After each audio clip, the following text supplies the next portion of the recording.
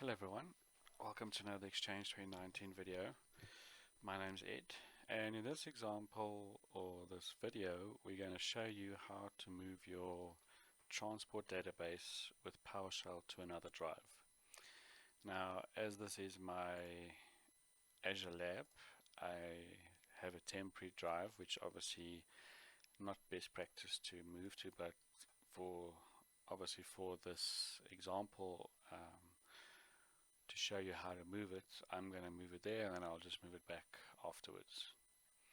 So we need to launch our Exchange Management Shell, and the first thing we need to do is navigate to our scripts folder. Now there's different ways to do it. I'm still old school. It's so coded that I just do this without even blinking. Right. So the first thing we're going to do is we're going to run this command or this PowerShell script, and we're going to essentially move it to the D drive. So as you can see, the queue folder, logging path, IP filter database path, the logging path, etc. will be moved. And then once we're done with that, we will then run all of these. Now you'll notice it says set transport service and not transport server, because we're going to make use of the new commands. Just be aware that when you run this command, it does stop the transport service, so rather plan your change during a change window or on a weekend when it doesn't affect anybody. Right, so there's the command, press enter. So now you can see it's basically stopped my transport service and it's gone through here, and you can see it's pretty much moving everything.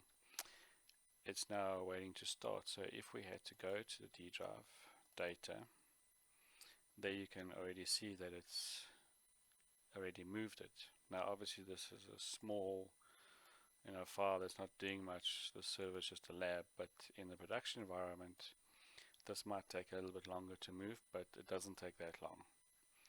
So you can see that it's successfully started, the script executed without a problem, and now we can copy this and we can now paste it in, and as you can see it is actually pretty easy. No errors. There's no errors here. If I used set transport server, I would have got the big warning, yellow warnings to say that the command will be depreciated, etc. So now you can see I've got a transport logs. There's all my stuff that I've moved. Obviously there's nothing in here because there's not much happening, as you can see. So if we have to go back to data, IP filter, you can basically see the file size there and everything is moved. Now if you want to move this to a different location, all you got to do is then change the drive letters again, and just be aware of the server that you're changing because you need to specify it. So if I had to go and do the same thing for my B server, I would just change this to B. However, I would have to run this command from the B server itself. And then there's no need to restart anything because the transport service has already been restarted. And that is how simple it is to move your transport logs. Thank you very much for watching.